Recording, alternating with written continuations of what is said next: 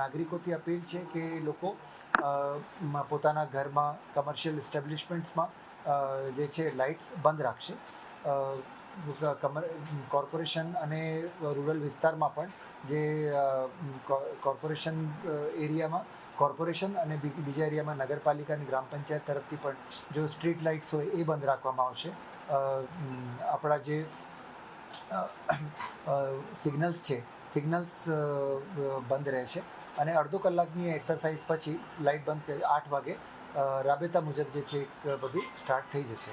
એટલે ફક્ત ને ફક્ત પ્રિપેર્ડનેસ અને આપણી પાસે જે સ્ટોક ટેકિંગ એક્સરસાઇઝ તરીકે આ આપણે મોક ડ્રીલ કરવામાં આવતીકાલે કરવામાં આવી રહી છે અને એને ઓપરેશન અભ્યાસ એ આપણે નામ આપી રહ્યા છીએ. હું આપના થકી સુરત શહેરના લોકોને અપીલ કરું છું કે 7:30થી લઈને 8 વાગ્યા સુધી વોલન્ટરીલી સ્વયંભૂ બધા જ ઓફિસીસ, ઘર, ઇન્ડસ્ટ્રીયલ એરિયાઝ, જે પણ પ્રિમાઇસીસ છે ત્યાં અડધો કલાક માટે લાઇટ, બલ્બ્સ, ટ્યુબલાઇટ્સ એ બંધ રાખે. એમના માટે પોલીસ વિભાગ, કલેક્ટરશ્રી, તમામ વિભાગો સાથે આજે જોઈન્ટ મિટિંગ્સ થઈ છે અને ખૂબ જ કોમ્પ્રિહેન્સિવલી ઓપરેશન અભ્યાસ કરવામાં આવી રહ્યું છે.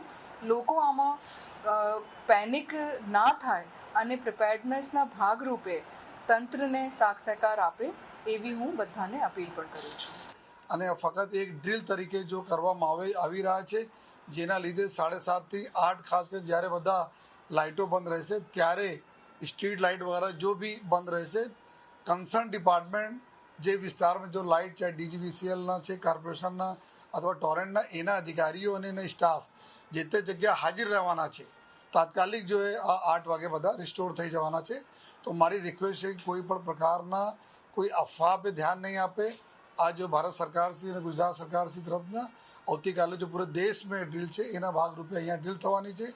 તો બધા લોકો સહકાર આપે એવી બધા લોકોથી અમે વિનંતી કરીએ છીએ. અને જો ફર્ધર કોઈ જે રીતે જો ક્યાં ડ્રીલ થવાની છે, કઈ રીતે થવાની છે, આપને આવતીકાલે જો એ શેર કરી દેવામાં આવશે જગ્યા.